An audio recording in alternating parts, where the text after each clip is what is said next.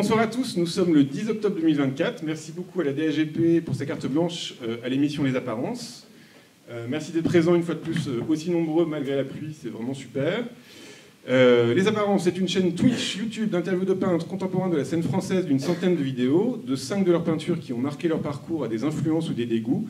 Il s'agit de déployer l'univers de l'artiste de manière sérieuse mais décontractée en 1 heure pour mieux voir et sentir son œuvre. 92 interviews à date. Et d'ailleurs, c'est ce qui va me permettre de vous présenter très succinctement les peintres qui ont eu la gentillesse de bien vouloir accepter notre invitation, puisque vous pouvez les retrouver sur une durée plus longue dans leurs interviews respectives des Apparences, les artistes Lise Toufflet, Éric Korn, Nina Childress, Daniel Schlier et Katia Pourdarel. Aujourd'hui, nous allons faire une discussion autour d'un sujet difficile et douloureux. Nous allons essayer d'être précis et rigoureux et pas trop sombres, de prendre soin de cette histoire de négligence qui n'a pas été écrite. Nous allons parler d'une histoire bien française, la doxa anti-peinture, que l'on datera entre 1986 et 2008. Mais pour commencer d'une manière souriante, nous allons partir d'une bonne nouvelle. Nous allons partir du succès du Jour des peintres au musée d'Orsay, le 19 septembre dernier. Grâce à Nicolas Gosserand, conseiller art contemporain du président du musée d'Orsay, Sylvain Amic, le musée a fait une carte blanche aux Apparences, soit 80 peintres contemporains répartis dans la nef du musée d'Orsay, présents devant leur toile, à échanger avec le public. Beaucoup de presse, 17 000 visiteurs et une ambiance simple, accueillante et chaleureuse, due à un geste, mettre ceux qui font l'art en avant. Fait encore plus rare, les peintres des Apparences, accompagnés de 3 régisseurs du musée d'Orsay, ont installé et désinstallé 80 peintures en un jour. On a fait appel à leur professionnalisme et ça marche. Alors, sauf que moi, il faut que je change de page. Bref, c'est avec ce souvenir souriant que j'aimerais que nous traitions ce sujet noir en commençant par le commencement. Et donc, commencer par le commencement, c'est quoi ? C'est un mystère quand même de tous les temps, qui est qu'il faut qu'en, je sais pas, peut-être 2000 ans d'histoire française, les peintres se retrouvent à notre génération, se retrouvent à nos générations, se retrouvent à aller en école d'art de manière très simple, très innocente, à vouloir peindre. Et en école d'art, on leur dit, eh ben non, c'est pas possible. Et donc, on va un peu raconter les histoires de chacun pour commencer. Et on va commencer avec Lise, Toufflet. Très donc Lise, tu es la plus jeune de la salle, mais tu arrives peut-être à la fin de commettre de cette histoire-là, si tu peux nous en parler un petit peu. Bonsoir tout le monde. Moi, effectivement, je suis arrivée alors à l'École des Beaux-Arts de Paris en 2009, avec au début pas trop conscience des choses, une sorte de naïveté. Moi, je viens pas du tout d'un milieu artistique, mais bon, j'arrive là-dedans et je fais du dessin, et au début, je suis dans mon truc, donc je me rends pas compte qu'on est déjà un petit peu marginalisé, même au sein de l'école. Qu'en fait, il reste beaucoup d'ateliers de peinture aux Beaux-Arts de Paris, mais que déjà, il y a un changement de direction aux Beaux-Arts, et le changement de direction fait qu'il y a une sorte d'influence aussi sur ce qui va se passer, quels jurys sont invités, etc. Et moi, là-dedans, au début, je fais mon truc. Les jurys se passent jamais très bien, d'ailleurs. Enfin, personne ne comprend trop mon travail. Je fais quand même... je continue parce que c'est ce qui m'intéresse. Et voilà, effectivement, je rencontre mon conjoint actuel en dernière année des Beaux-Arts de Paris, et lui a fait une autre école d'art, les Beaux-Arts de Dijon, et lui débarque un peu avec un autre regard, c'est-à-dire qu'il ne comprend pas qu'on fasse de la peinture figurative aux Beaux-Arts de Paris. Enfin, lui, il arrive avec un autre enseignement qui a été un peu systématique dans les Beaux-Arts de province, mais vraiment une éviction totale de la peinture figurative, c'est hyper marginal. Donc il ne comprend pas qu'il y ait autant d'ateliers de peinture aux Beaux-Arts de Paris, je précise, il ne comprend pas trop ce que je fais non plus. Pour lui, je pense qu'au début, et moi je me posais pas la question, mais je suis pas dans le registre de l'art contemporain. Tout d'un coup, pourtant on a étudié au même moment, et donc ce sera l'occasion de nombreux débats, jusqu'à ce que tout ça évolue un peu, mais plutôt après l'école, où en sortant ça devient plus facile. C'est juste qu'il existe une place pour la peinture en sortant de l'école, en dehors de cette première institution. Et après, je ne veux pas trop monopoliser la parole, mais voilà. Alors, quand tu parlais de changement de directeur, tu parlais de Nicolas Bourriaud. Oui, c'est moi qui dis son nom. Et je vous cite Nicolas Bourriaud récemment, c'était dans Beaux-Arts Magazine, où il parle de peinture, et il dit « Décidément, la peinture n'est pas un médium comme les autres. On a l'impression qu'elle suscite des rejets comme des adhésions en bloc, qu'il s'agit de la déclarer sur l'honneur morte ou vive. Avant même de regarder un tableau, peut-on rester agnostique? Est-on autorisé à penser que dans les années 1990-2000, peu de jeunes peintres apportaient quelque chose d'original ou d'intense à la pratique picturale? Ça se passait ailleurs, dans l'utilisation du temps, des médias, dans l'installation, dans la vidéo. Donc c'est une manière, moi ce qui m'intéresse, c'est que c'est une manière de balayer tout, où il n'y a pas de, voilà, on ne se pose pas de questions, et c'est une manière, enfin, je trouve que c'est une maltraitance trop grande. Voilà, je trouve que c'est trop, c'est pas assez respectueux des artistes, mais ça c'est mon point de vue personnel. Eric, en tant que jeune peintre des années 90-2000, donc toi tu as fait médecine d'abord. Ouais. Oui, j'ai fait médecine, et je suis d'un milieu, il y avait vraiment zéro art. Je viens de la baie de Somme, ceux qui connaissent la baie de Somme. Il n'y a pas beaucoup de musées dans cette région. Il n'y a pas beaucoup de musées dans cette région. Et j'ai fait donc médecine. Et tout le monde est heureux, enfin, quelqu'un qui fait des études dans ma famille. Et puis, j'ai été me promener à la Tête Galerie. J'ai visité des musées comme ça en autonome. Et j'ai décidé après d'entrer aux Beaux-Arts. Alors, j'ai préparé ça en peignant en solitaire, en solitaire. Et je suis arrivé avec mes toiles. Et donc, ils m'ont pris parce que c'était très honorifique de faire médecine, etc., de rentrer aux Beaux-Arts. Ça rappelait toute une histoire. Mais quand je suis arrivé, naturellement, Chagall. Et donc, Chagall, on m'a tout de suite dit, mais Chagall, c'est la peinture place du Tertre, quoi. C'est rien.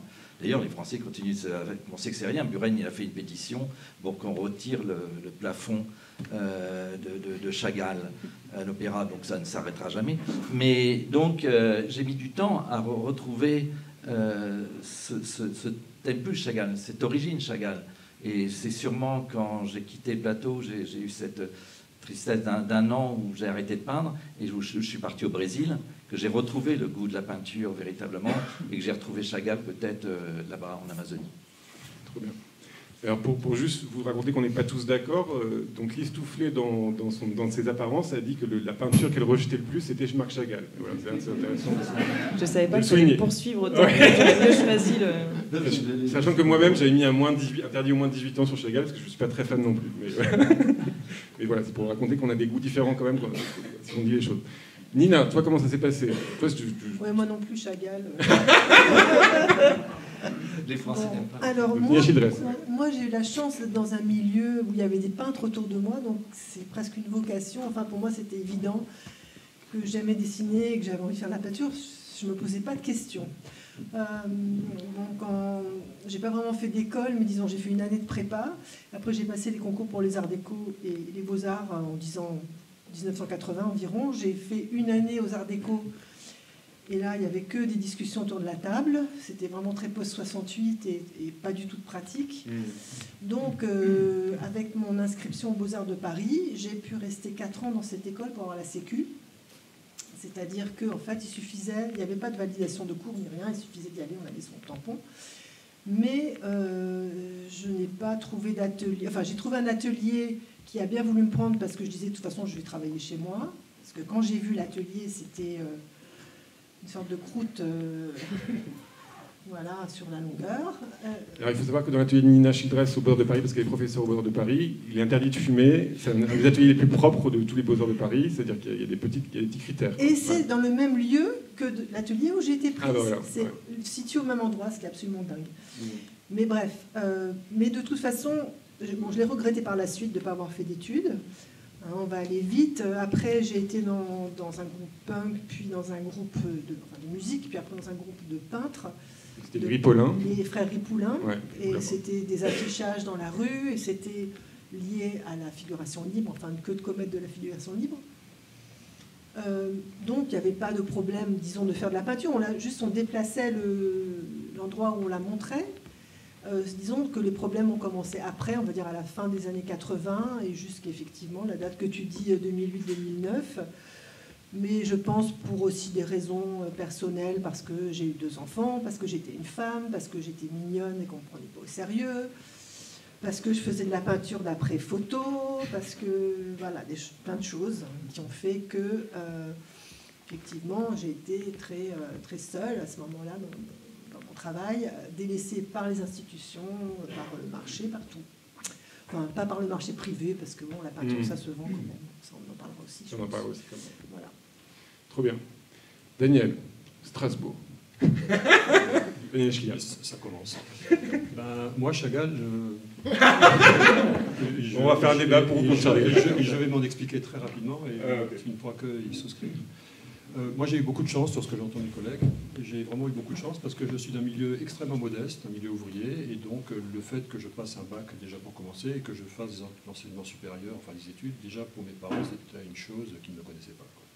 Donc, j'ai pas du tout senti cette pression que j'ai pu voir chez certains de mes copains à l'école, qui étaient d'un milieu plus bourgeois. On leur disait Modigliani, il est beau avant d'être connu. Et donc, j'ai pas eu tout à subir cette espèce de mythologie qui met la peinture en cause. J'ai de la chance à titre double parce que je viens d'un petit patelin complètement paumé au sud de l'Alsace, loin de tout, mais qui se trouve être à 20 km de Bâle. Alors aujourd'hui, Bâle, pour beaucoup de gens, c'est Bâle, Foire, etc. Mais pour les gens qui n'ont jamais été à Bâle, c'est un des plus beaux musées du monde, tout simplement. Il fait partie du top 10 des plus beaux musées du monde. Et donc j'ai 14 ans et je vais pour aller voir Monet, Renoir et tout ça, et je tombe sur Don Judd, je tombe sur Chagall. Mais le Chagall des années 20, le Chagall des années militantes, qui sont absolument splendissimes. Et Bâle a une très très belle collection.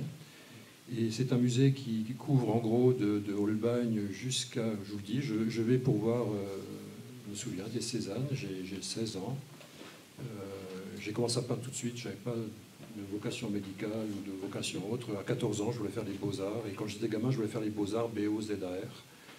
Et il y avait un petit dessin animé pour les plus anciens, il y en a pas mal. Le Petit Peintre, ça vous dit quelque chose ? Cherchez YouTube, Le Petit Peintre. Et ben, je voyais ce petit peintre dans les Beaux-Arts à Paris qui se baladait. Voilà. Donc, ça m'a fait bizarre d'être prof un jour dans cette même école dont je rêvais étant gamin. Mais tout ça pour dire que j'ai eu cette chance à 14 ans d'avoir à portée de main des amis à qui je veux rendre hommage ce soir, Anne-Marie Henry, il faut voir certainement un jour ce truc, qui m'ont pris en main, qui m'ont amené au musée, alors que j'étais d'un milieu complètement éloigné de ces questions-là, et j'ai découvert comme ça des choses, et je me suis pris dans la figure littéralement, en même temps que Cézanne, les installations lumineuses d'Anne Flawin, des installations de sculpture de Don Judd et en même temps Holbein. Donc c'était vraiment une chance. J'arrive à Strasbourg pour faire mes études. Aux Arts Déco, hein. L'école des Arts Décoratifs, qui était en fait une des écoles qui a... Parce qu'on dit que la peinture est morte, enfin, on peut raccourcir le débat. D'ailleurs, je n'ouvrirai pas ça à 1986-2006, j'ouvrirai ça bien avant déjà. J'irai jusqu'en 76, moi, en fait. Okay. Non, mais c'est ce que nous avons vécu, notre génération, en fait. Hein.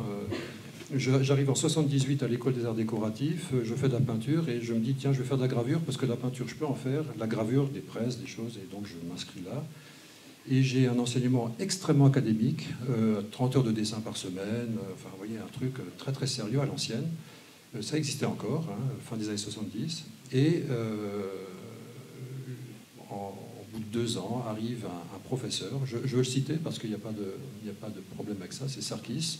Sarkis, c'est la génération Boltanski, Buren, les attitudes deviennent difformes, et c'est un choc thermique, parce que d'un côté, une formation super académique, et Sarkis qui nous parle des dernières biennales à laquelle il participe, la Documenta, etc. Et donc ça a été aussi une espèce de bouffée d'art contemporain dans une école qui était très très provinciale, de très grande qualité, mais bon, on s'arrête un peu là.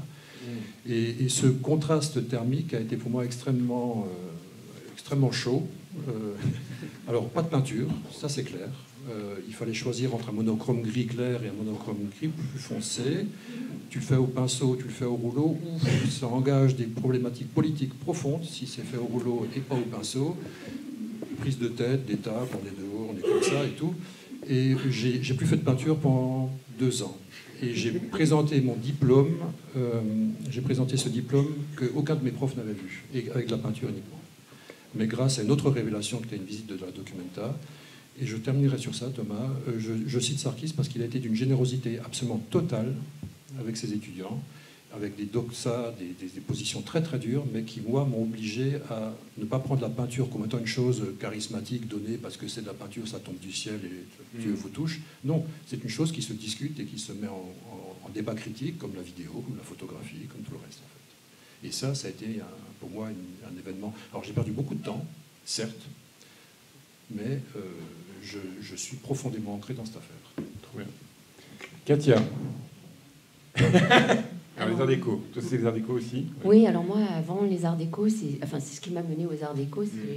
Donc moi je suis née à Marseille, donc dans les quartiers nord, et il y avait une école qui était super à Marseille, dans ces quartiers nord, où j'ai fait mon bac F12, ça s'appelait comme ça, maintenant c'est ST2A.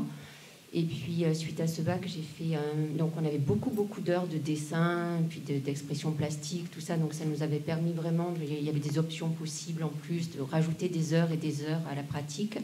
Suite à ça, j'ai fait un BTS plasticien de l'environnement architectural qui n'existe plus aujourd'hui, mais qui s'occupait, en fait...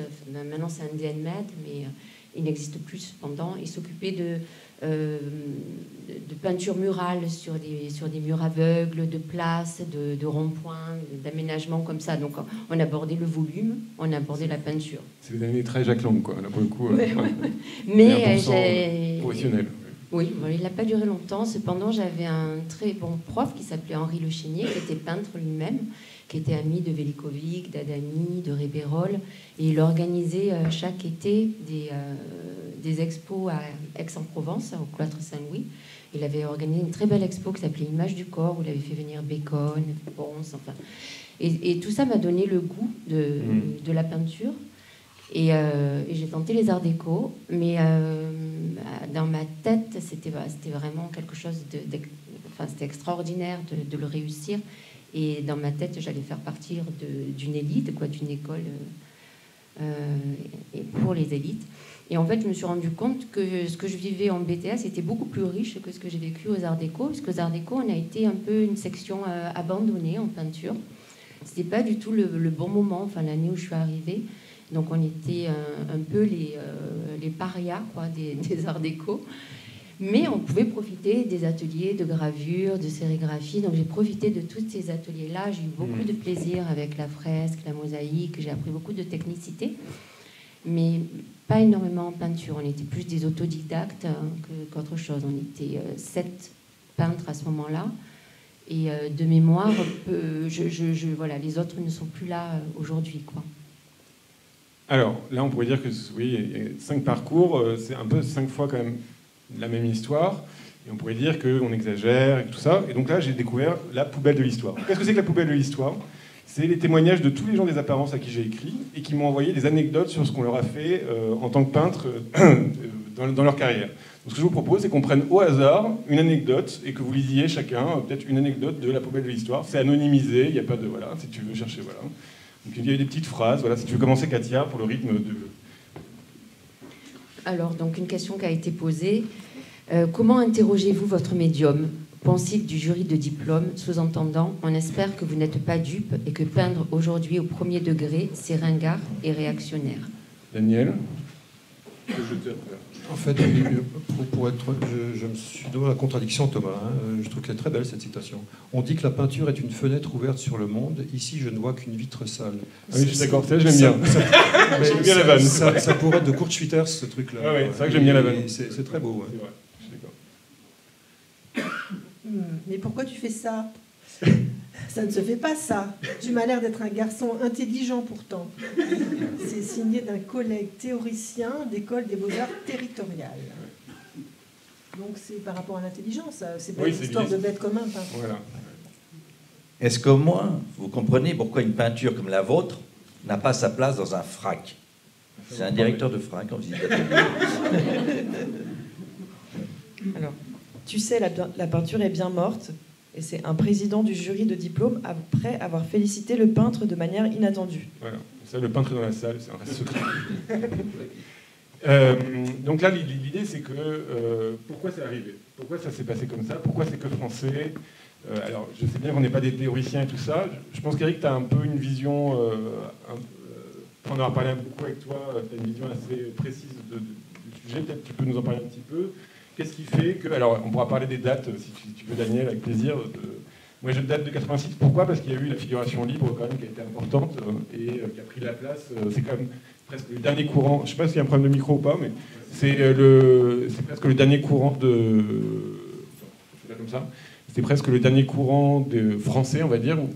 Ça, on pourrait reprocher aux artistes de ne pas faire des courants. Moi, je tiens à dire que les artistes ne sont pas meilleurs que les êtres humains et qu'on a été élevés dans un individualisme crasse depuis très longtemps. Et donc, il ne faut pas nous demander d'être meilleurs que les humains, les Français. Voilà. Ça, c'est un argument, c'est un petit argument. Mais Éric, tu peux nous en parler ? Tu avais 3 points. Non, j'avais mis plutôt sur trois points. C'est 1964. c'est la Biennale de Venise, et la France, les biennales, elles gagnent souvent, c'est l'école de Paris qui domine, etc. C'est la peinture française qui domine, et 1964, c'est Rauschenberg. Et Rauschenberg, c'est un peintre. Rauschenberg, c'est un peintre américain. Oui, qui fait les combines, etc.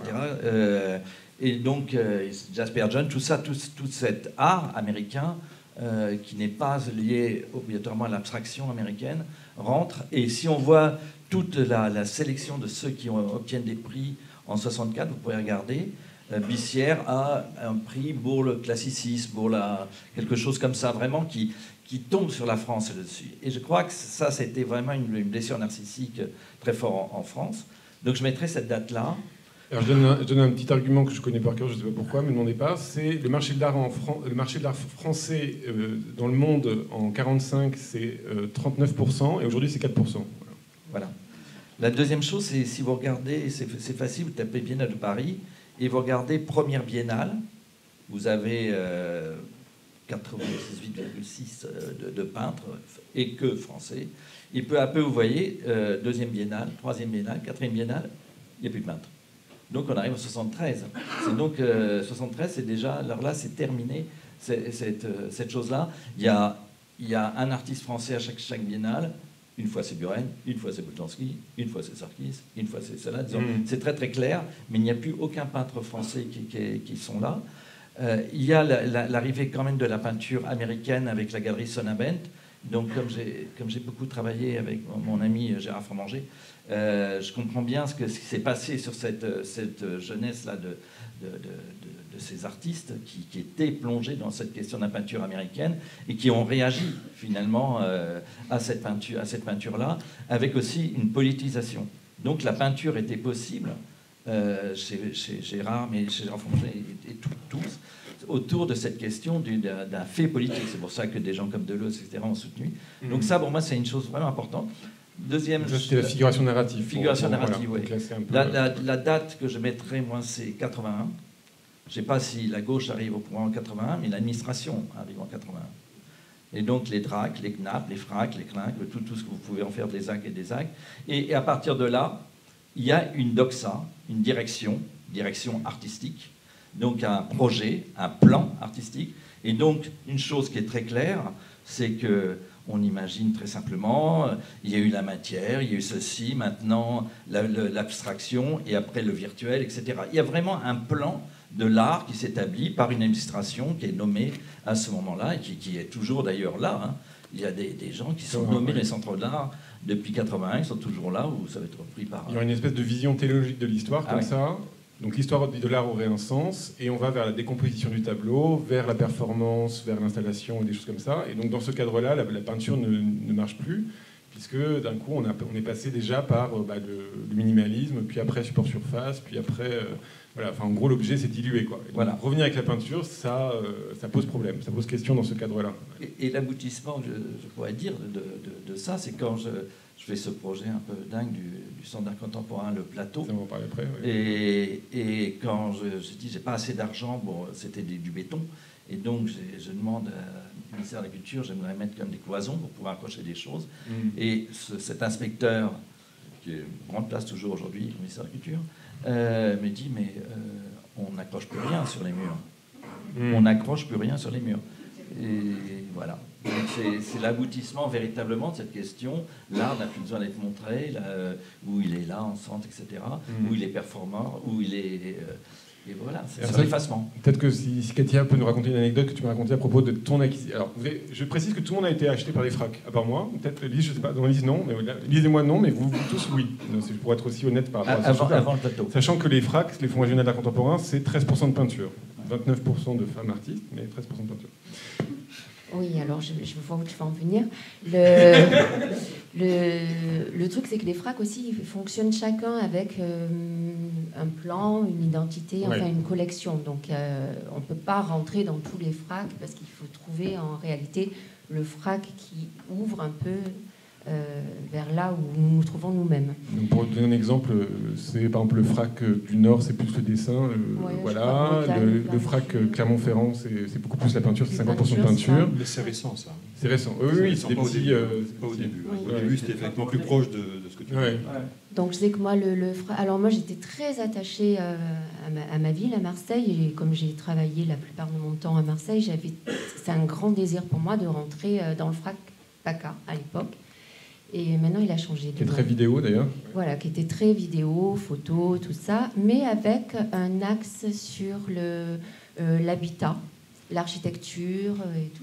Il se trouve que dans mon travail de peinture, parce que, alors je reviens sur ça, mais je ne me définis pas peintre. Souvent, j'ai plutôt l'habitude de dire que je suis une artiste au sens large, dans le sens où je fais de la peinture, et c'est mon médium de base, c'est celui que j'utilise tous les jours à l'atelier, et c'est celui qui m'accompagne tout le temps. Mais je fais des écarts, je fais aussi des fois des volumes, de l'installation, ce qui m'a pas mal aidé à une époque de ma vie. Et donc on propose à ce FRAC un axe qui était cabane, puisque j'avais peint des cabanes, mais j'avais fait aussi des volumes de cabanes. Donc là, on me dit, ça serait bien quand même, tu me montres un peu les volumes. Donc on fait un dossier double, peinture, volume. Et évidemment, le FRAC, alors on va dire qu'aujourd'hui, mon travail pour lequel je suis plus reconnue est un travail de peinture. Le FRAC a acheté 5 petits volumes cabanes. Ils savaient qu'il fallait acheter, mais ils ne se sont pas mouillés jusqu'à aller acheter la peinture. Et toi, Daniel, tu m'as parlé de ce qui s'est passé avec ta galerie de Bordeaux, c'est ça Oui, les stratégies. On échangeait hier avec Thomas, il me disait, mais je vois que tu as quand même beaucoup d'entrées dans les FRAC et dans les collections publiques. Parce que ça, vous pouvez tout regarder sur Internet, vous avez FRAC, vous voyez toutes les entrées de tout le monde et tout ça. Et de lui expliquer qu'en fait, c'est souvent sur un quiproquo, comme disait Michel Blanc qui vient de mourir. C'est qu'il y a des trucs qui se passent parfois un peu malgré vous. Il se trouve que j'étais le seul peintre dans une galerie qui a été la galerie Jean-François Dumont à Bordeaux, dans la fin des années, milieu des années 80 jusqu'à fin 90 à peu près, je ne me souviens plus précisément. Et Jean-François avait un talent considérable pour repérer des artistes, et c'est lui qui a mis sur la scène Pascal Convert, Hubert Duprat, Nathalie Talek, Richard Foguet, et j'en passe de nombreux autres en fait. Éric Poitvin. Enfin, voyez, donc toute une génération comme ça à laquelle j'appartiens. J'étais le seul peintre parce qu'il y a 2-3 copains qui ont dit il faut que tu ailles voir Daniel, c'est intéressant et tout. Alors, vous avez vu certains mots des peintures, mais ce qu'il faut très rapidement et en 2 phrases expliquer, c'est que je ne fais pas que de la peinture à l'huile sur toile de lin avec des soies de porc. Je fais aussi beaucoup de peinture sous verre. Je peins sur des plaques de marbre. Enfin, une peinture qui essaie d'un champ d'investigation des supports de la peinture et de l'histoire de la peinture, à laquelle je suis très attaché. Et donc cet argument-là suffisait pour que je puisse être dans cette galerie le seul peintre, et ce qui m'a valu une position un peu étrange.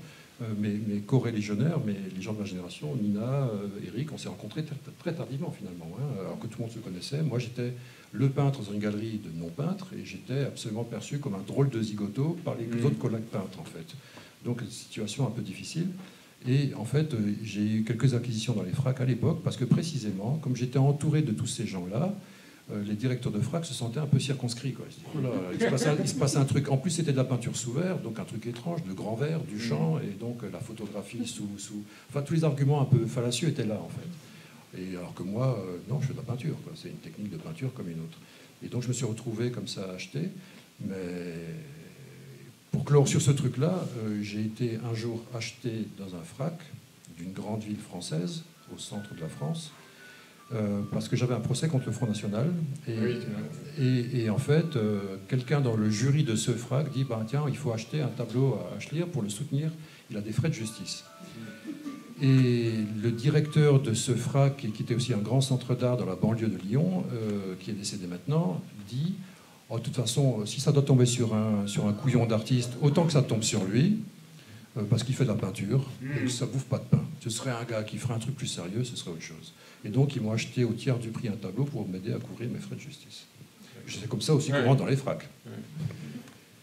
Et toi, Nina, ça s'est passé comment parce que, alors toi, j'ai regardé sur le site du FRAC, et j'ai vu que ça a explosé à un moment donné. D'un coup, tu as fait le tour t'as fait beaucoup de tours, c'était les années 2000, tout ça. Disons, pendant longtemps, il n'y avait rien, mais j'ai eu quand même des acquisitions par les FRAC un petit peu avant, disons au début des années 2000, et là, je pense que c'était Oui, c'est des beaux tableaux. Enfin, où on va défendre la peinture. Il y avait quelque chose comme ça. D'accord, c'est la peinture, mais elle est bien. C'était quelque chose. Bon, c'est ce genre d'argument qu'on me retournait. Puis c'était pas cher. Peut-être. C'est une vérité.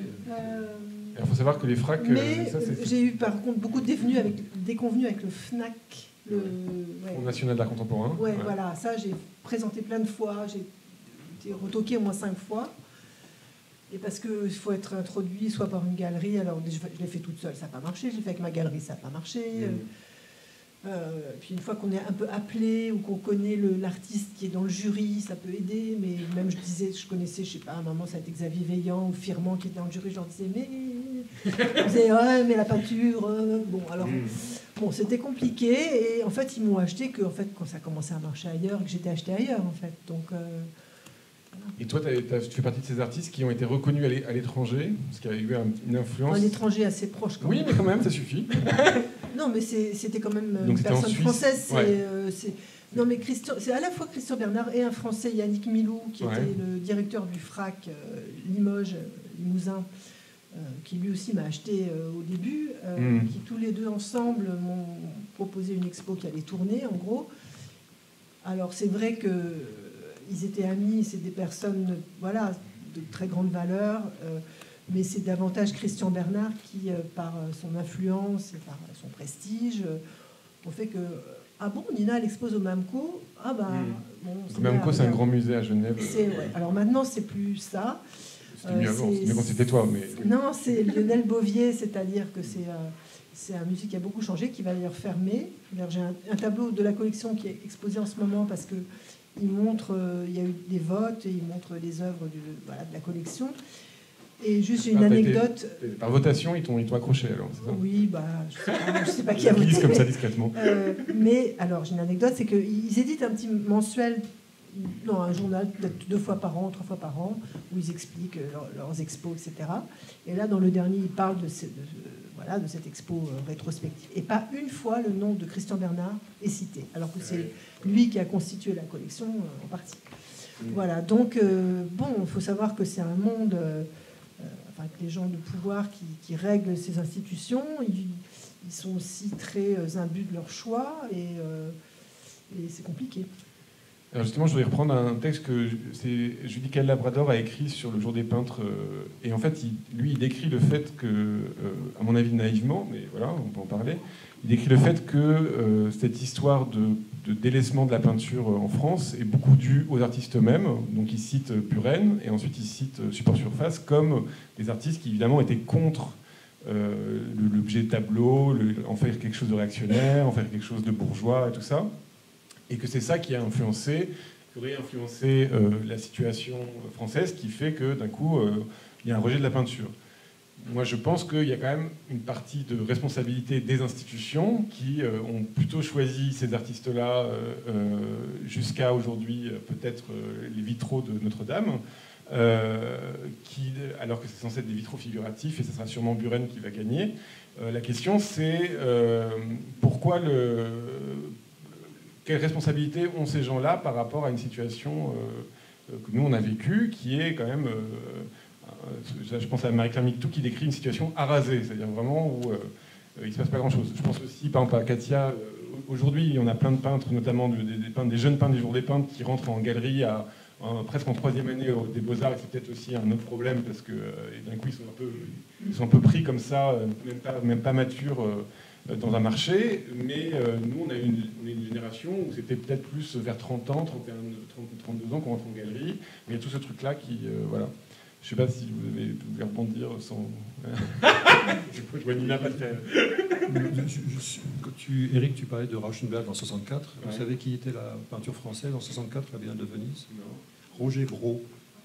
Roger Brault, ouais. B-R-O, très bien.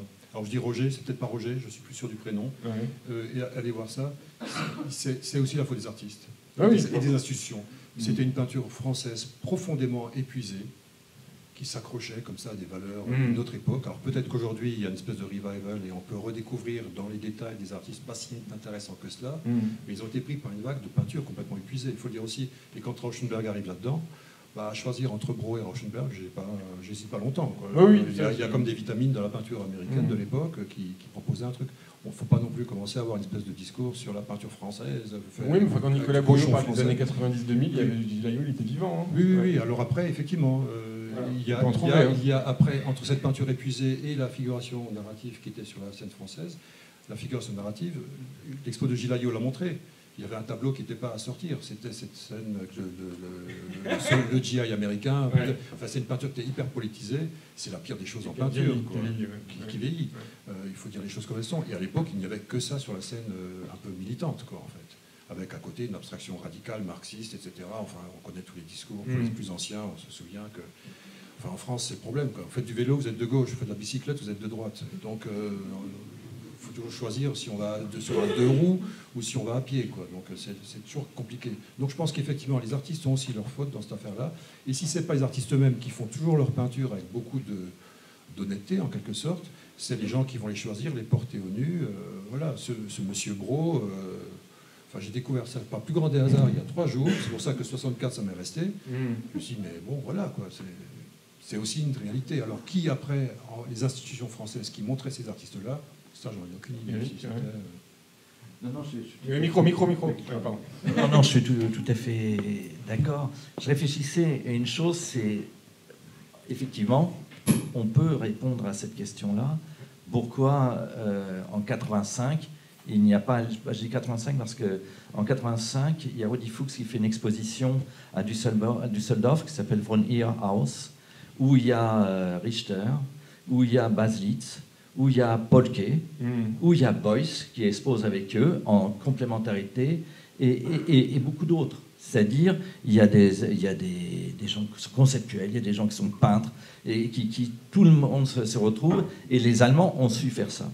Nous, on nous dit souvent, ce que perfidement, on peut dire perfidement, pour ce qu'a dit M. Bourriot, c'est que nous n'avions pas la force, là, en France, il n'y avait pas la force, mais il n'y avait pas de soutien.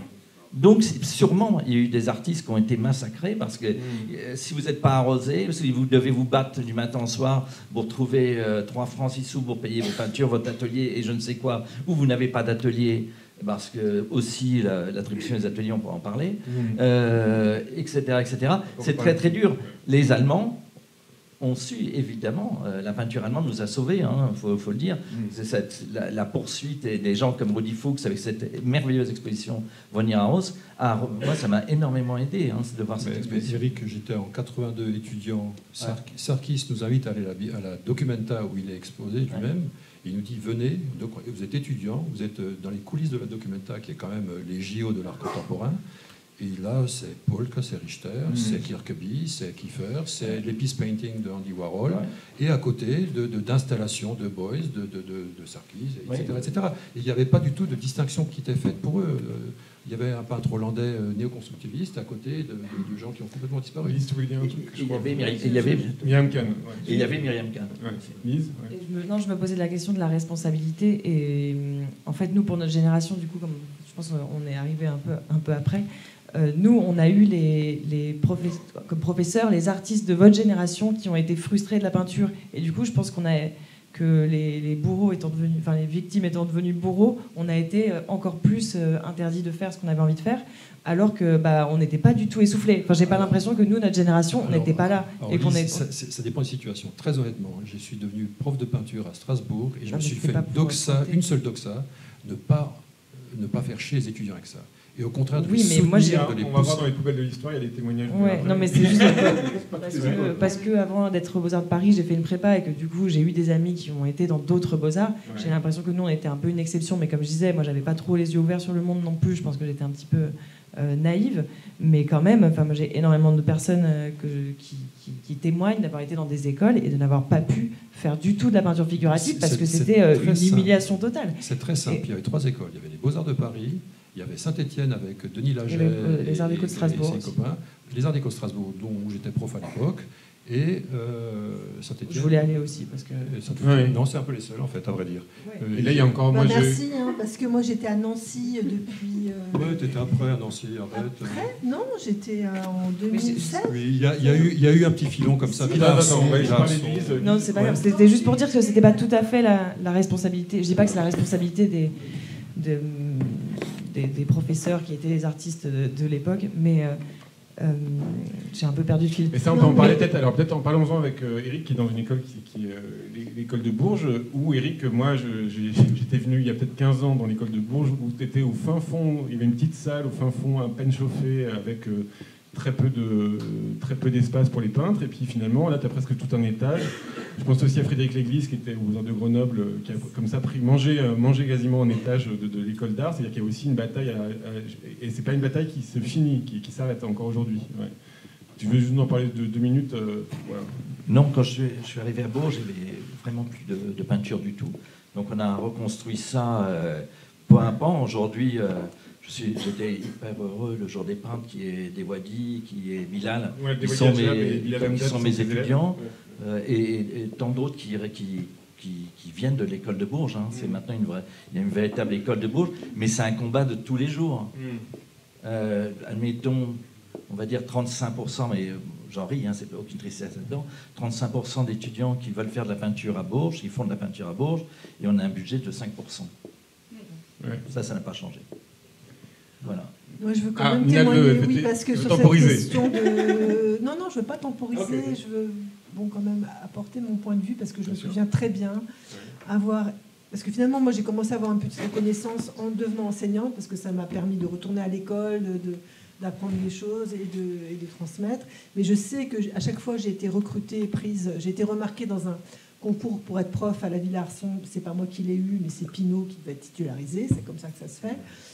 Et ce qui a plu, c'est que justement, j'arrivais à être pas complexée par rapport à la peinture, à aimer la peinture, à dire que je voulais transmettre ça.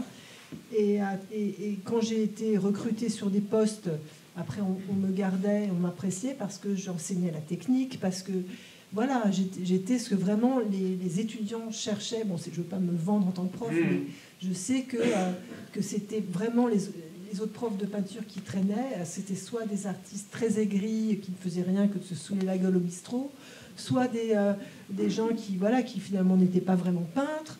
Enfin, il n'y avait vraiment pas ça, quoi. Alors, c'est pas le cas à Paris, parce qu'à Paris, voilà, et moi, c'était mon désir... Enfin, moi, j'en connaissais des écrits à Paris. Oui, mais c'était mon désir d'enseigner en atelier. Oui. Voilà, finalement, j'ai réussi à le faire, mais c'est vrai que je pense que cette question de l'enseignement, elle est vraiment capitale, parce qu'en Allemagne, c'était l'enseignement en atelier, et je pense que ça joue aussi beaucoup sur...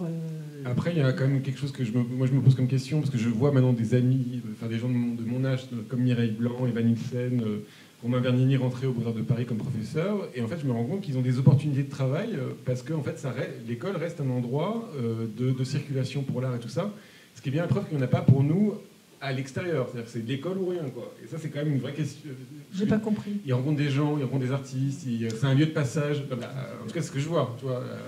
Non, mais c'est une vraie question pour pas être tout seul dans son atelier. Oui, mais c'est quand même intéressant qu'il n'y ait pas d'autres lieux pour nous. Ça, c'est un vrai sujet, donc je vais faire une citation sur le Centre Pompidou. En un an, j'ai tout épluché comme ça. Il y a 2 ans, en un an dans le Centre Pompidou, en programmation culturelle, il y avait un peintre qui a été invité pendant 44 minutes. C'était Gérard Garou, 75 ans, pour 44 minutes à parler, quoi. C'est-à-dire qu'on manque quand même d'espace, je pense très sérieusement, pour pouvoir échanger, se parler, tout ça. Ne serait-ce que de temps, là, parce qu'on est déjà presque à 45 minutes, alors qu'on n'a plus le temps, voilà, mais c'est un vrai sujet, je trouve que c'est quand même un sujet, encore une fois, de structure qui pourrait accueillir des choses, qui pourrait faire des choses. On pourrait imaginer une maison européenne de la peinture, on pourrait imaginer plein de choses comme ça qui n'existent pas, qui existent pour la photographie. Voilà. Il y a des symposiums de sculpture, il y a des rencontres de photographie, il y a des festivals de vidéo, et si tu dis que tu veux faire un truc de peinture, tu te fais... Voilà. Tu parlais Eric parlait de son atelier de peinture, à Strasbourg, j'ai joué mon physique, quoi. Non, mais réellement, j'étais heureusement face à des groupes de recherche qui étaient tous sur des trucs très nomades et très gazeux. Et j'ai dit non, je vais faire de la peinture. Et j'ai un collègue qui m'a dit mais tu peux plus aujourd'hui faire un atelier de peinture. Je dis, ben si, mais comment? Ben, c'est très simple. Voilà, je prends 5 salles, je mets des lumières correctes, je mets des lavabos corrects, et puis je veux un budget. J'avais 1/5 du budget de mes autres collègues. Ah oui, voilà. Pour 30 à 40% des étudiants. Hein. Non, je repensais à parce qu'on en discutait, mais de la place un peu intermédiaire qu'a eu le dessin pendant cette période, où moi aussi, quand je suis rentrée au Beaux-Arts, je dirais que j'ai commencé avec le dessin, et je ne m'étais pas rendu compte tout de suite, mais il y a quand même un salon du dessin contemporain, il n'y a aucun salon de peinture contemporaine, il y a encore une étape qui est plus considérée plus ringarde dans le geste de peinture, alors que le dessin, on peut dessiner sur les murs, on peut faire des choses un peu comme ça. Mais ça a été interdit aussi pendant des tas d'années, le dessin. Oui, mais justement, là, elle est arrivée. Mais c'est vrai que voilà, dans mon expérience, de faire du dessin, et peut-être dans les pirouettes que j'ai un petit peu usées aussi au début de mon travail de peinture, et notamment pour les diplômes, c'était de m'emparer du mur. Et ça commençait à être un petit peu considéré comme un travail acceptable parce que je débordais du cadre, donc tout de suite, vraiment révolutionné la peinture. Et je le faisais parce que ça m'a toujours amusé. Mais en fait, les gens, ça les rassurait vachement d'avoir quelqu'un qui n'était pas dans son cadre, dans son truc, pour montrer patte blanche dans le milieu de l'art contemporain. C'est une réalité, Lise. Mais je me suis permis d'intervenir parce que c'est jamais les peintres, c'est jamais les écoles. Bien sûr. C'est difficile de globaliser les choses, en fait. Non, mais c'est sûr. Mais et Madame intervient sur le dessin. Oui, le dessin a une reconnaissance aujourd'hui. Il y a eu des écoles qui ont toujours enseigné le dessin, Paris, Strasbourg, c'est toujours été inscrit là. Il y a des écoles qui ont... C'était plus obligatoire. Oui, moi je vous propose qu'on fasse des questions du public après, mais moi par exemple j'ai appris le dessin de nuit avec Claude Viala, ce qui était quand même un peu bizarre. Hein, mais... Oui, mais bon, en tout cas le dessin est resté dans certains endroits, ça c'est clair. Mais aujourd'hui, en même temps, pour prendre une phrase un peu d'actualité, en même temps, je pourrais citer là quelqu'un que je ne vais pas citer, qui est directeur d'une grande école actuellement en France. Il a été dans une école plus petite, il a fermé le dessin, il a fermé l'atelier de peinture, qu'il a remplacé par un séminaire qu'il a appelé SOS Peinture, qui dure 15 jours sur 5 ans, non pas 15 jours par semestre, mais 15 jours sur 5 ans, avec une semaine entière consacrée à la recherche du champ référentiel pour le travail du mémoire. Donc ça vous laisse une semaine sur 5 ans, un truc qui s'appelle SOS Peinture, bonjour les enfants. Et à côté de ça, il a aussi fermé les ateliers légers, donc bois, métal, etc. Voilà. Et ce triste cire est en train de détruire une des plus grandes écoles de France, et ça continue. Moi, je suis désolé, je ne vois même pas qui c'est. Tu voulais dire, Eric, un petit truc? Alors, avec le micro, s'il te plaît. Il est évident que la vitalité de la peinture, on la voit tous les jours, ce qui s'est passé là. Mais dans les écoles, je crois que ça n'a jamais été aussi dur depuis les 5-6 dernières années. Alors, c'est presque l'inverse. Je crois qu'au Beaux-Arts de Paris, ça va plutôt bien. Non, mais je pense que ça, c'est des raisons. Il y a 40% de... Oui, mais ça, c'est la crise économique globale, je pense. Ah non, c'est une nomination de gens qui cassent la peinture véritablement. À Marseille, moi, je fais des workshops quand même. Franchement, il y a Grenoble, ça va bien. Marseille, ça va bien. Avec Steve Avrochka, il y a quand même des trucs, quoi. Moi, mon idée, quand même, par rapport au salon de peinture et tout ça, comment la montrer toute seule, je pense que beaucoup ont été traumatisés par... les salons des peintres de notre temps et ce genre de choses. Oui, mais ça, on verra peut-être dans les poubelles de l'histoire, il y a 2-3 citations de Buren. Bon, il faut quand même se dire que voilà, il y avait quand même des choses très très ringardes en peinture que moi d'ailleurs je regarde avec délice quand je trouve ce catalogue parce qu'il y a plein d'idées, quoi. Non, mais c'est vrai, en fait, tout se retourne, en fait, il n'y a jamais de règles. Et puis pour finir ton témoignage, moi je pense que finalement, je suis assez contente d'avoir dû lutter comme ça parce que ça m'a permis de réfléchir et vraiment affirmer mon désir de peinture et de le clarifier. Et en fait, c'est à partir du moment où je me suis dit, bon, de toute façon, je m'en fous, je fais ce que je veux et que les choses se sont construites. Mais je ne pense pas que ce soit beaucoup plus facile pour les jeunes artistes aujourd'hui comme Lise, en fait, avec ce focus sur la peinture, cette médiatisation, d'avoir des repères, en fait, des fois d'avoir trop de succès trop tôt, eh bien, Tu veux dire quelque chose, Lise? Vas-y. En tout cas, je pense pas que ça parle de moi, les artistes qui ont eu trop de succès trop tôt. Non, on ne parlait pas de toi. Mais c'est pas du tout, enfin, de ma génération. Et du coup, il y a eu très peu d'artistes qui ont cartonné. Moi, je me suis dit... c'est Instagram, on n'a pas abordé les réseaux sociaux qui sont un peu arrivés, moi, sur la je crois que quand j'étais aux Beaux-Arts, ça n'existait pas. Si, ou alors vraiment tout à la fin, mais on postait que des photos de nous. Et après, ça a un peu évolué. Et ça a changé le regard de la peinture. En fait, d'une certaine manière, ça l'a plus montré, mais elle l'a éloigné encore des institutions. Enfin, je pense, des fracs, enfin, voilà, ou des centres d'art un peu hype et tout, parce que c'est quelque chose qui se diffusait déjà tellement bien sur les réseaux, qui est hyper facile d'accès pour le grand public, que ça en devient un peu quelque chose de mainstream, des fois, quand ça marche vraiment bien, avec des comptes à 100 000 followers, etc. Oui, mais ça fait des images, ça fait pas de la peinture. Oui, voilà, mais ce truc...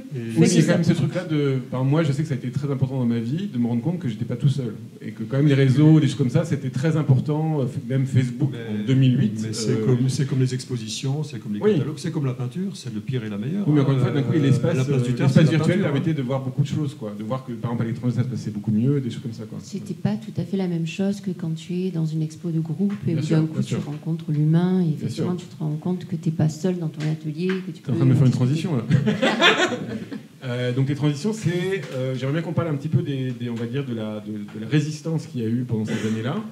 Peut-être on va commencer avec toi, Katia. Donc toi, peut-être raconte-nous ton rapport avec la galerie, Eva Hauber et tout ça, quoi. Ouais, moi je suis sortie en 93 des Arts Déco. Donc j'avais 23 ans, j'étais toute jeune. Et j'ai rencontré mon premier galeriste avec lequel j'ai vraiment travaillé, pas une galerie associative, 8 ans après. Donc il y a eu 8 ans de traversée du désert. Entre-temps, j'ai construit une famille. Mon amoureux est artiste aussi, donc il a fallu trouver de quoi se substanter. Donc on a fait des chantiers, on avait appris plein de choses aux Arts Déco, la mosaïque, on avait pas mal de chantiers de mosaïque. Et puis d'un coup, il y a eu la possibilité d'être prof qui nous est vraiment tombée dessus. Il y avait une section qui se montait dans notre ancien lycée. Et donc, ils nous ont contactés et on s'est dit, ça ne se refuse pas. Donc, on a monté cette section. Et ça nous a permis, surtout, on parlait de liberté par rapport à la peinture, c'est d'avoir de l'argent, entre guillemets, de l'argent de prof, quoi. Ça nous a permis un confort de vie qui nous a permis d'avoir une liberté avec la peinture, de continuer à travailler. Et moins dans la culpabilité aussi du temps qu'on prend, du temps qu'on... Enfin, moi, je sais que j'avais beaucoup à me battre avec ça, avec la culpabilité du temps que je passais à peindre et que je ne donnais pas à mes enfants ou que je ne passais pas à trouver de l'argent pour payer là où on habitait, etc. etc. Et donc, j'ai eu la chance de tomber sur... Enfin, je ne suis pas tombée sur le galeriste, mais il a vu mon expo, qui était une expo de groupe, il a vu mon travail. Et il m'a dit, on a des choses à faire ensemble. Donc ça, c'était en 2001, donc 8 ans après. Et il représentait, c'était un grand galeriste qui représentait à la fois, il y avait Dan Graham, il y avait Jeff Wall, il y avait Pierre Huyghe, il y avait toute cette génération, enfin pas génération, mais ce type de travail-là. Et puis il y avait moi dedans, et puis quelques jeunes artistes également. Il avait cette idée de mélanger comme ça les générations et les histoires, quoi. Et il a découvert mon travail de peinture. Alors il a découvert mon travail de peinture en second temps. Je disais que tu coupes la parole, mais j'aimerais bien que tu parles plus d'Eva Hauber, de comment tu as retrouvé ta famille. Oui, alors justement c'est ça. Je voulais parler de lui juste pour dire que c'était lui qui est allé chercher dans mon atelier le travail de peinture et qui a dit on montre de la peinture, on montre ta peinture. Et donc on avait montré à la FIAC, voilà, un solo show en 2004. C'était au moment où je crois que c'est Carole Benzaken qui gagnait le prix Marcel Duchamp, Philippe Cognier était nommé. Enfin, il y avait une sorte de petite vivacité qui semblait apparaître autour de la peinture. Donc ça c'est intéressant juste pour dire. Donc le prix Marcel Duchamp c'est le plus grand prix français d'art contemporain, blablabla. Et il y a eu 2 peintres pour l'instant, Philippe Maillot et Carole Benzaken qui l'ont eu. Oui, exactement. Donc c'était en 2004 du coup. Et ce qui s'est passé, c'est que malheureusement mon galeriste est décédé, donc il y a eu de nouveau un passage à vide. Et j'ai rencontré Eva Hauber par hasard. Enfin, c'est jamais par hasard. Je peux raconter, je peux prendre le temps. Du coup, j'ai rencontré Eva Hauber de cette manière-là. C'est que j'étais en train de monter une exposition à Nice, une exposition perso. Et à ce moment-là, Florence Aubrecht, que je ne connaissais pas, décrochait la sienne. Donc on s'est rencontrés à ce moment-là. Tu es peintre aussi. Tu es peintre aussi. Et Florence me dit tiens, tu vas à Paris, il y a Axel, mon compagnon, qui fait une expo chez Eva Hauber. Et elle me dit, passe le voir, moi j'ai pas le temps, passe le voir et tu le salues de ma part et tout ça. Donc je me dis, je le fais, quoi. Donc je prends mon courage à deux mains, je me retrouve dans une galerie dont je connaissais personne. Je vois le travail d'Axel, je suis subjuguée, je me dis, waouh, un peintre. Et surtout, je voulais pas partir sans le saluer, donc je lui tape sur l'épaule et je lui dis, voilà, je me présente, j'ai rencontré ta femme, Katia Bordarel. Et Axel, avec sa générosité incroyable, il se met à crier « Oh, Katia Bordarel, mais génial !» Enfin, il y a eu une générosité qui est sortie de lui comme une lumière. Et il était en train de parler avec Eva Aubert à ce moment-là. Donc la rencontre s'est passée aussi simplement que ça. Eva se cherchait des peintres et des peintres femmes pour La Belle Peinture est derrière nous.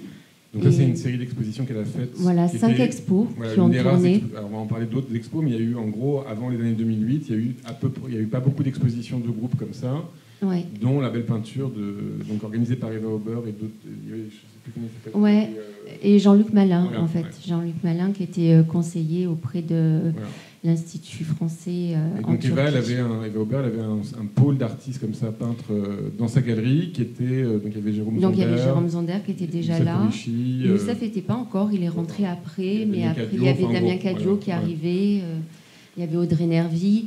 Et donc d'un coup, je me suis sentie... Alors évidemment, il y a eu La Belle Peinture d'abord, et voilà ce que m'a apporté La Belle Peinture derrière nous. Eric a participé également. Et ça a été une grande joie, en fait, c'est que d'un coup, je ne sais pas combien de peintres on était. Sur une trentaine. Plus, oui, je pense, on était une trentaine. Et à se retrouver tous ensemble, et on connaissait nos noms, parfois on connaissait nos travaux, mais on ne s'était jamais rencontrés, il n'y avait jamais eu quelque chose d'aussi fort qui avait pu nous fédérer. Et pour moi, ça a été vraiment une grande chance, et ça a changé ma vie. Enfin, ça a été un truc, c'est-à-dire d'un coup...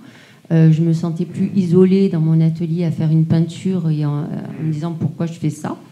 Je rencontrais 30 amis peintres. Quoi. Et après, Eva Aubert a fait faillite, mais ça, on va pas en parler. Mais voilà, ça a un peu cassé tout. Et là, je voudrais qu'on passe à une autre forme de résistance avec Eric Kahn, qui... donc toi, Eric, tu t'es trouvé à créer un lieu, un centre d'art, carrément. Et dans ce centre d'art, à pas tomber dans le piège d'en faire un espèce de nid à peintre. Voilà. Si tu peux nous en parler un petit peu brièvement, parce qu'on a déjà passé... Brièvement, comme lieu de résistance, c'était comment faire revenir la peinture à ce moment-là. Mais il y a une chose, je crois que la plus belle phrase de résistance, elle a été dite par Nina, et je voudrais juste revenir là-dessus, c'est que dans cette solitude qu'on a vécue, on n'en avait plus rien à foutre, et une grande liberté nous a permis de faire cette peinture si différente en France. On peut dire qu'il y a 1000 styles et qui vont plus se rencontrer à Orsay, mais qui peuvent se rencontrer dans n'importe quelle galerie aujourd'hui. Et c'est ça qui est assez fabuleux. Finalement, d'avoir pris des coups, ça nous a fait rire, ça nous a fait peindre. Et tant mieux pour ça. Là, je reviens vite fait sur le plateau. Le plateau, c'était un projet urbanistique, de créer des logements sociaux, de créer une crèche, de créer etc. Et de créer aussi un lieu, c'était sur un terrain qui s'appelait la SFP, Société Française de Production, qui allait transformer un quartier d'activité en quartier dortoir. Et donc on a fait beaucoup de choses, et on a créé ce lieu avec le soutien véritablement des riverains, et qui a été le plateau. Et dès le départ, il y a eu plusieurs problèmes, il y a eu beaucoup de problèmes, il y en a toujours eu d'ailleurs, mais il y a eu le problème, est-ce qu'on fait une réserve à peinture? Et comme j'ai dû m'associer avec un directeur de FRAC qui était Bernard Gouat, qui rend hommage, qui aimait la peinture, et lui, il était plutôt sur cette question, faisons la chose. Et moi, j'ai pas voulu. J'ai pensé que la peinture devait rentrer dans l'art contemporain. Elle devait s'associer. J'ai fait des expositions avec Gary Hill et un peintre. J'ai fait des expositions, etc. Et quand j'ai fait la première exposition, Voir en peinture, j'ai pas non plus voulu cloisonner sur la peinture figurative. Ou tu ne m'as pas invité parce que je peignais d'après photo. J'étais pas invité non plus. Non, mais toi, t'étais bébé encore. Non, il m'a invité après 3 fois. La troisième fois, il m'a invité. Non, je t'ai invité au Brésil. Non, c'était pas alors, ça. Comment ça fait d'agrément de coupe comme ça, Mila, on peut y aller. Je t'ai invité au Brésil. T'étais invité au Brésil? Moi non. Je suis pas allé au Brésil. Ah ouais, mais il y avait Courbet et Manet au Brésil. C'est encore mieux au Brésil. Attends. Non, mais le tableau est au Brésil sans moi. Ouais. Et donc cette exposition, elle a été hyper dur. J'ai eu des critiques vraiment, c'était assez violent, cette histoire-là. Mais elle a eu lieu, et je pense que ça a marqué quand même quelque chose. Après, j'ai fait une exposition, et j'ai été c'est là où j'ai vu vraiment que la question de la peinture, elle est vraiment particulière en France. J'ai exposé Myriam Kahn, et je peux vous dire que là, j'en ai pris aussi plein à la tête quand j'ai exposé. Je pense le premier à avoir exposé Myriam Kahn en France. Et quand je vois aujourd'hui tous les critiques, etc., et c'est mérité, hein, Myriam est une excellente, une grandiose artiste. Mais voilà, c'était cette position-là. Je ne sais pas si ça a été un lieu de résistance, mais à partir de là, j'ai développé les voir en peinture, j'ai développé en Pologne, j'ai développé à la Générale, j'ai développé au Portugal, Nao te posso ver em Pitage, j'ai développé au Brésil, puisque c'était autour de toujours cette et j'ai développé aussi... Moi, j'ai eu à Bourges, toi. À Bourges, trois expositions autour de ça. Et c'était intéressant parce que voir, je ne peux pas te voir en peinture, c'était ce titre m'est apparu directement comme ça. Et là, on parlait justement de Christian Bernard, et il y a eu un peu la même histoire avec voir en peinture, parce que là, il y a eu une reprise du titre dans une exposition. Il a fallu quand même qu'on mette sur la table une bonne fois que tu avais fait ça avant, quoi. Voilà. Mais c'est un vrai sujet. C'était une petite jalousie. Ce que tu dis, Eric, est tellement vrai, c'est que c'est aujourd'hui dans les recrutements des profs de peinture dans les écoles d'art, on verrait toujours peinture élargie. C'est-à-dire qu'on attend du peintre qu'il soit élargi. Alors, je ne sais pas ce que ça veut dire. Ça tombe très bien, ça m'arrange. Si on ne demandera jamais à un photographe d'être élargi, on ne demandera jamais à un vidéaste d'être élargi, mais le peintre, on lui demande systématiquement, et je vous invite vraiment, si vous avez l'occasion de voir les appels à candidature dans les écoles d'art, c'est systématiquement peintre, d'accord, mais élargi. D'accord ? Donc ça signifie en gros de l'installation jusqu'à la photographie numérique, en passant par la vidéo. Si tu mets une dimension picturale dans l'affaire, on veut bien la considérer, mais il faut que ce soit élargi. Et ça, on l'a encore vu récemment, hein, même à l'école chez nous, aux Beaux-Arts. Et il est vrai, et ça par contre c'est la grande gloire si on peut avoir un peu d'orgueil dans cette affaire, c'est que nous sommes, et je le dis souvent à mes étudiants, je lis des romans, je vois des films, j'écoute de la musique, et je fais de la peinture. Et très réellement, on tombe parfois sur des collègues ou sur des artistes qui sont monofocus, quoi, qui sont sur un seul médium, quoi. Alors ça, c'est quand même une question stratégique maintenant, parce que ça a été par exemple reproché à...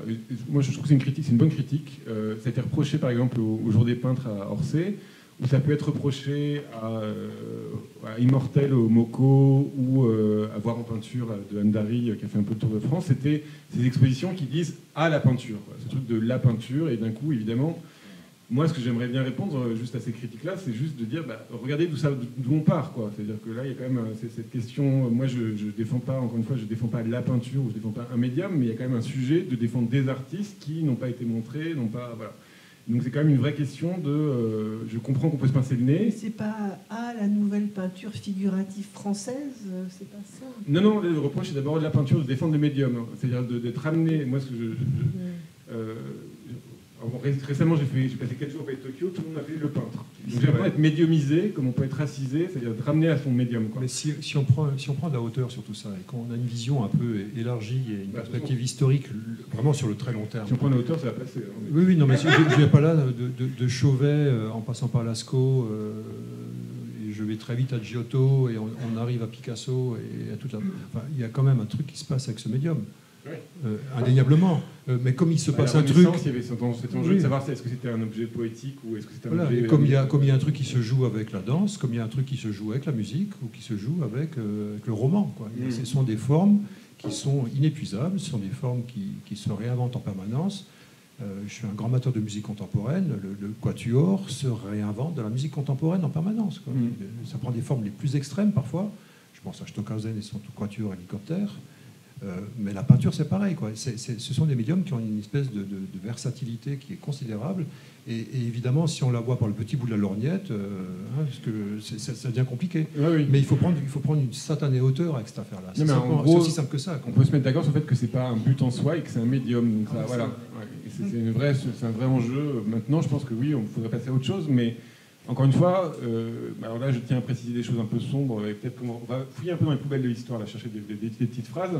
Quand je parlais avec Bernard Blisten à France Culture cet été et qu'il nous décrit qu'il a dépensé 30 millions d'euros pour devant 3000 projets pour 420 artistes avec Monde Nouveau, c'était une manière d'aider les artistes pour trouver pour après le Covid.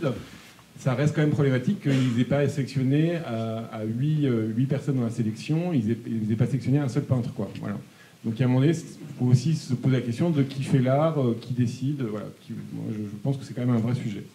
On se fait une petite séance. On va... C'est juste un petit témoignage par rapport à ça. Non, mais on va le faire juste après, madame. Oui. On fait ça, et après on passe aux questions du public, si ça vous va.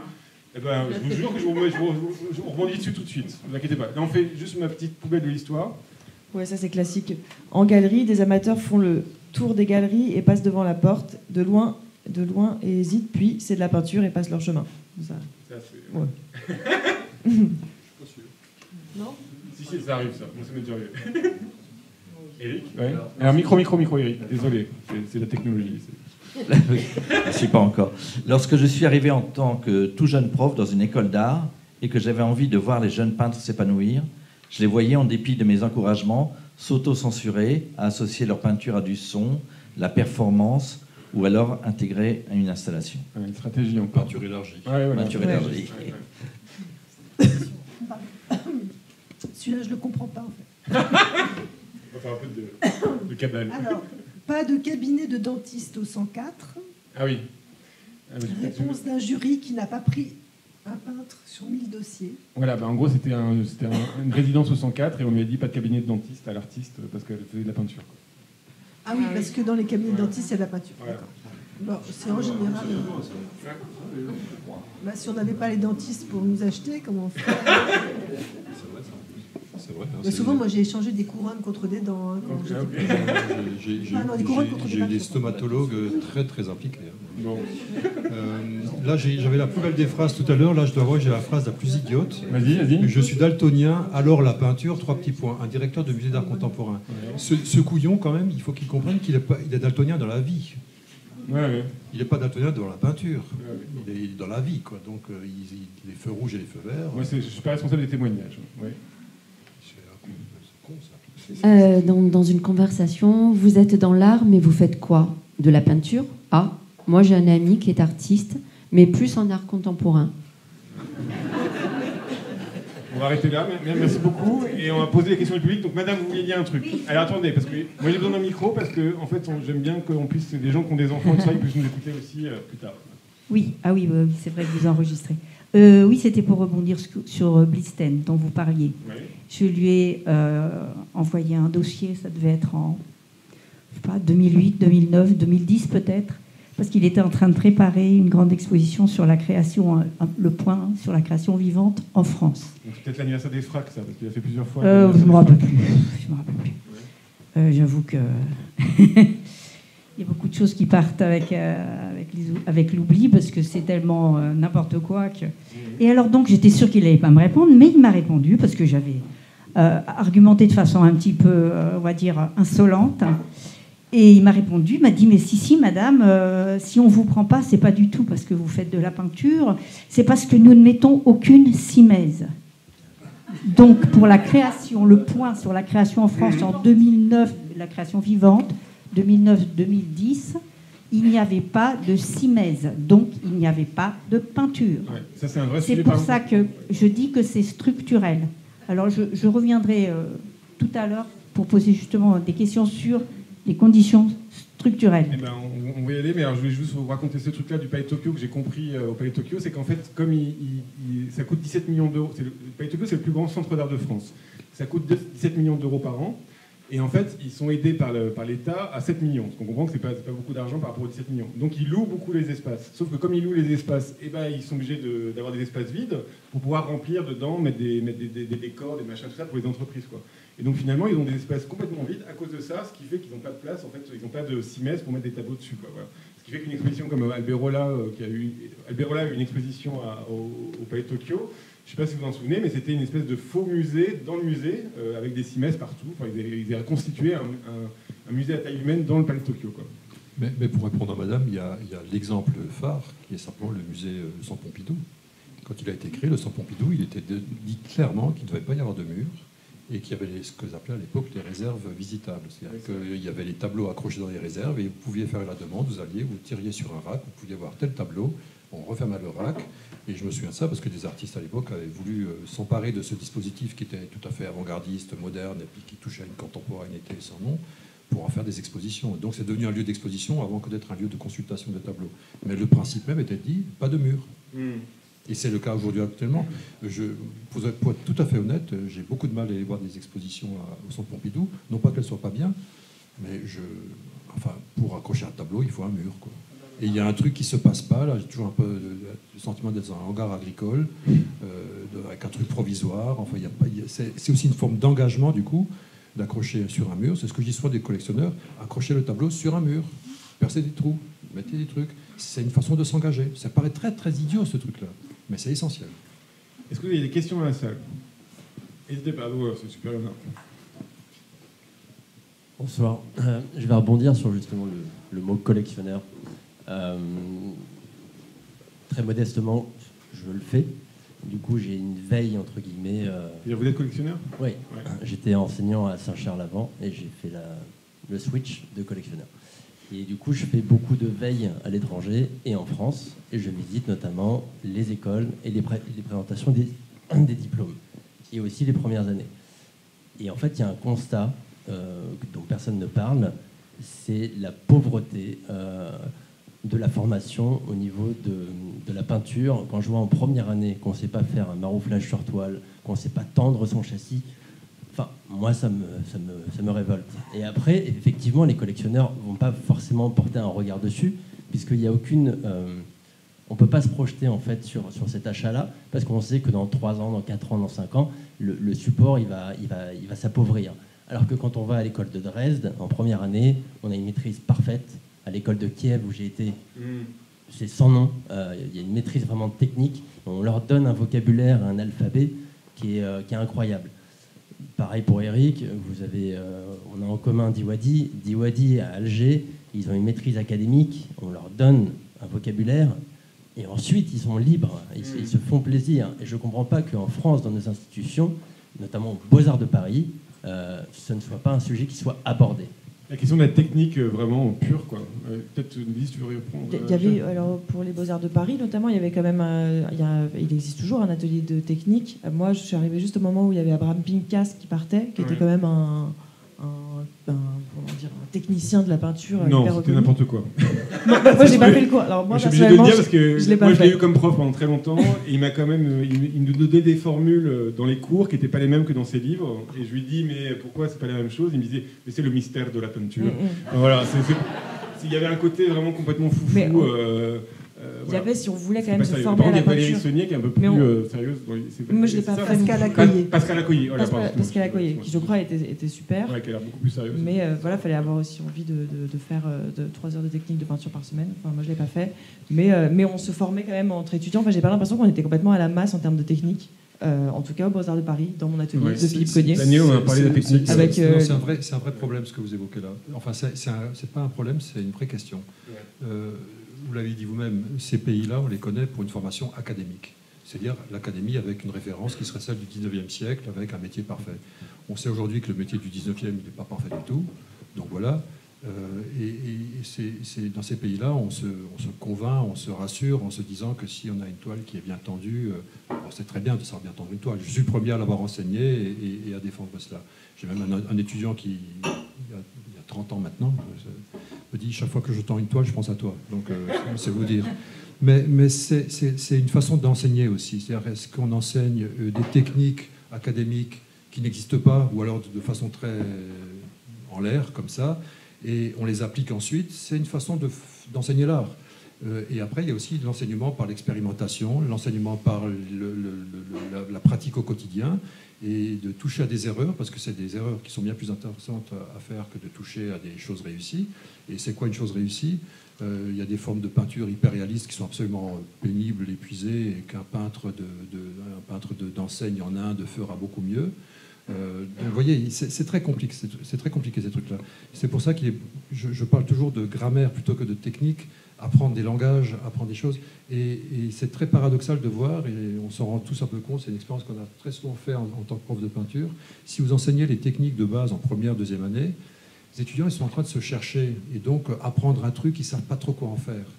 Et c'est très étonnant de voir que quand ils sont sortis de l'école, le nombre de coups de fil qu'on peut avoir ou de mails. Encore aujourd'hui, j'ai eu un texto d'un étudiant.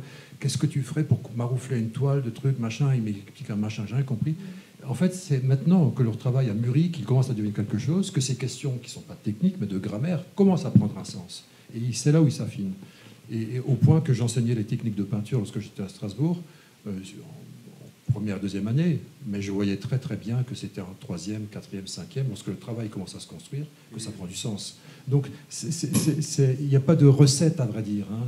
C'est un contexte social, culturel, économique, c'est un contexte, oui, culturel surtout, parce qu'on comprend des choses. Et aujourd'hui, c'est ce point qui est posé sur l'expérimentation et apprendre en faisant est bien plus important, en fait. Et je connais bien Leipzig pour y avoir fait un tour et connaître le directeur. Il faut savoir aussi qu'il finançait l'atelier de peinture en faisant faire des copies pour les magnats du pétrole du Caucase, pour le Kazakhstan, etc. Et il faisait des immenses copies de charges de tatars et autres, des copies de peinture russe du 19e. Oui, donc, combien d'argent? Et ça permettait de faire tourner l'atelier de technique de peinture. Donc vous voyez, alors ils avaient cette formation-là très académique, entre guillemets. Je me souviens, Katia, que tu m'avais dit qu'on t'a reproché ta technique un petit peu, c'est ça? Ouais. Tu peux en parler un petit peu de ça, parce que non, tu veux pas? Ouais. Non, c'est pas que je veuille pas en parler, mais oui, c'est-à-dire que moi j'ai commencé, donc on parlait de peintre élargi et tout ça.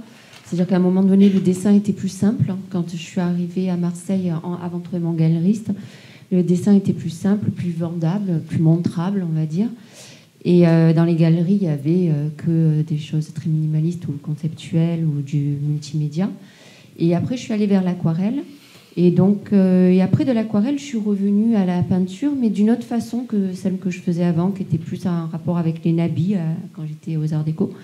Et donc, on m'a reproché, oui, cette technique. C'est-à-dire qu'ils acceptaient l'idée de l'aquarelle, mais ils n'acceptaient pas du tout. Ils trouvaient ça très figé et, dans le passage à la peinture. Trop plein, trop complet. Bon, après, ça, chacun ses goûts, mais oui. Juste pour tout terminer, mais il est très vrai que je m'arrache les cheveux lorsque je vois qu'un étudiant en 5e année ne sait pas m'expliquer la différence entre une peinture acrylique et une peinture à l'huile, et qu'il le mélange et qu'il me demande est-ce que je peux...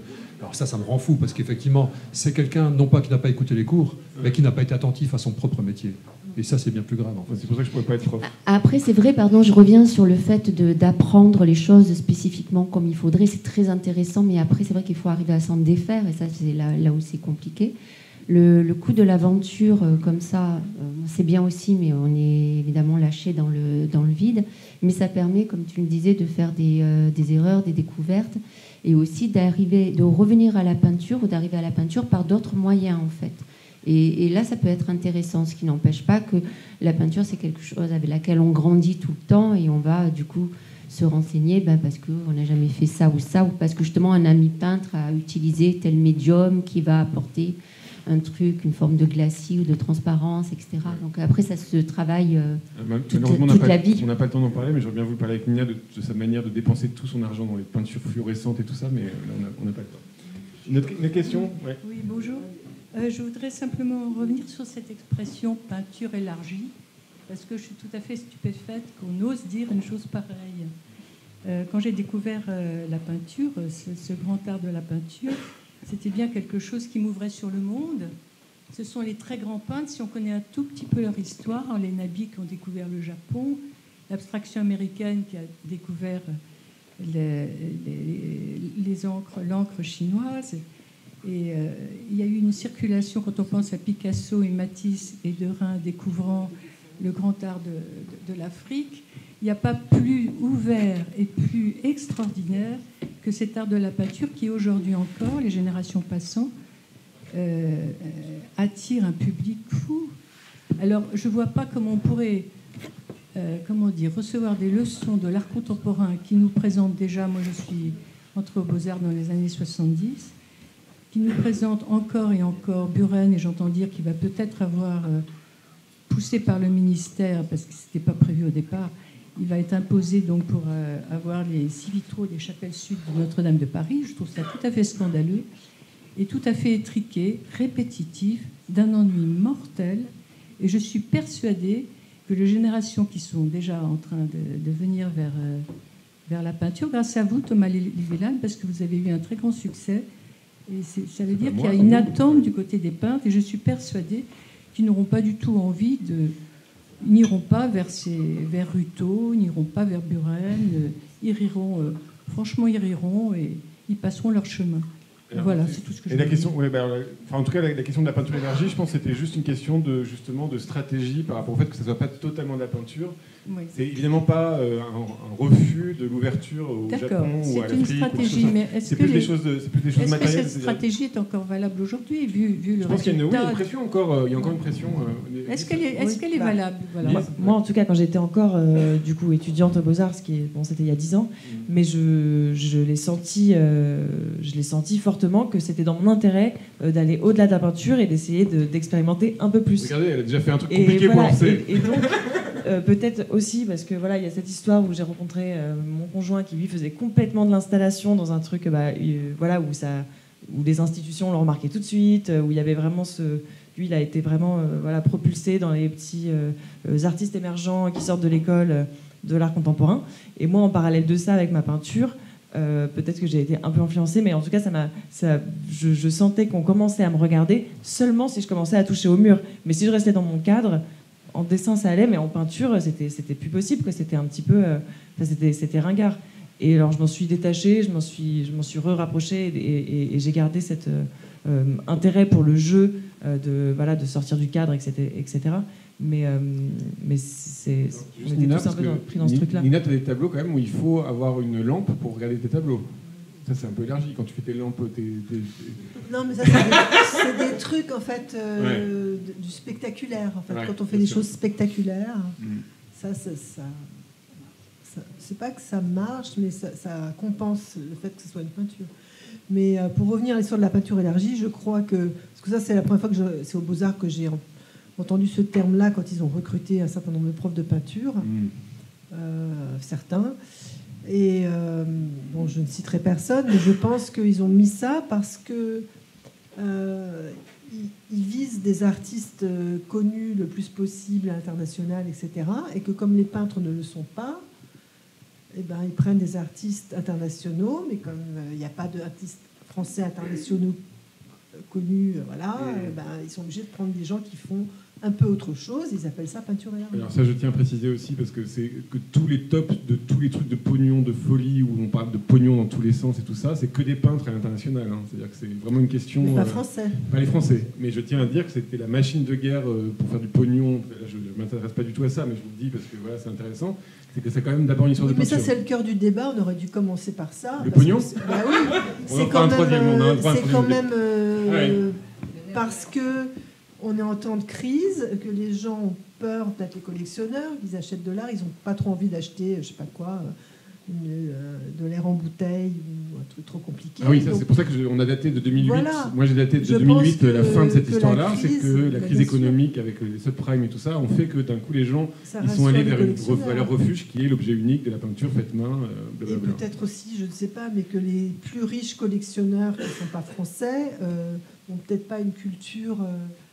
de l'histoire de l'art, et que finalement la peinture ça va bien, quoi, même la peinture d'Instagram, quoi. Donc, il y a ça, il y a le fait que aussi on est dans le pays où on est le 10e pays de millionnaires au monde, donc on est quand même dans un pays riche, quoi. Et il n'y a pas du tout de culture il n'y a pas beaucoup de culture de la collection. C'est quand même c'est compliqué, hein, parce que quand on compare avec l'Allemagne et tout ça. Oui, mais l'Allemagne, je connais bien la situation allemande, et je peux vous dire que un industriel ou un gars qui achète 10 tableaux, il en fait une fondation qu'il met dans un petit chalet en forêt noire, et puis tout le monde se dit « Oh, les Allemands !» Allez, avenue Mozart, il y a des collections avec 300 tableaux. Sauf qu'en France, on se cache. Voilà. Ouais. Et que les Allemands, c'est des dispositions fiscales, simplement. Hein. Ils ont intérêt à le montrer, à créer des situations pour qu'on le voit.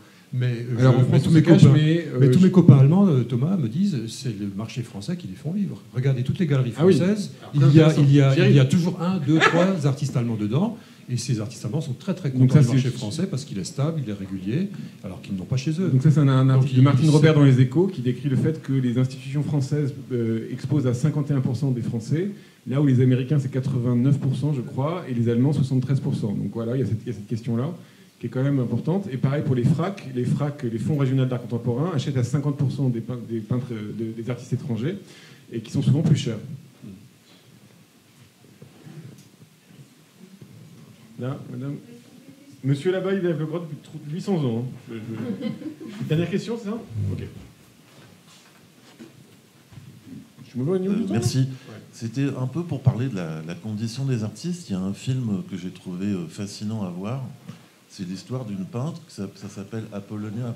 Elle était là, oui, c'est Apollonia Sokol. Voilà, qui était présente parmi les 80 artistes. Ouais. C'est un film sur 13 ans et qui décrit vraiment la condition difficile de plasticiens, de plasticienne. Un film de Léa Golub pour ceux qui s'y Et le film est vraiment impressionnant pour ça. Et je voulais juste rappeler, moi j'écris sous le nom Art Contre-Culture, mais il y a 20 ans déjà, enfin plus de 20 ans, j'écrivais un tract, parce que j'allais souvent souvent, je m'amusais à faire ça dans les colloques d'art contemporain. Et la sensation, c'était qu'en fait, pour moi, aller dans un colloque d'art contemporain, c'est comme un paysan qui va à un congrès d'agroalimentaire. Et je me suis dit, parce qu'il y a rarement des artistes, ou alors il y en a un officiel qui se tait. Ben voilà, c'était quelques témoignages de cet endroit-là. Des réactions? Ouais, moi, je n'ai pas vu le film d'Apollonia encore, mais j'ai côtoyé Apollonia à l'époque où elle se faisait filmer dans l'atelier. Mais du coup, je sais pas si j'ai envie de le voir pour être en marge du cadre. J'ai toujours pas fait passer le cap. Ouais. Non, on me voit pas, c'est sûr et certain. Mais je me rappelle bien de... J'ai pleuré à peu près 12 fois pour Oui, je connais bien et tout. Mais comme on parle tout le temps d'elle et que du coup... Ouais. Oui, là, c'est surtout... Alors, s'il n'y a pas le micro, c'est moins rigolo pour tout le monde. Parce que, je vous en prie. Non, mais à voir, je crois. Voilà, à voir. Bon, merci beaucoup, merci à tout le monde, parce que là, il y a Francine qui me fait la tête si je continue. Donc, merci beaucoup. Donc, merci à Marianne Ferrifal, directrice générale de la DGP, à Francine Guiloun, Evena Pierre, à Noé Bleton, Estelle Friedlander, et voilà, les dessins, c'était Jules Prigent. Merci aux artistes, et à Shiraz El Azizi. Merci beaucoup.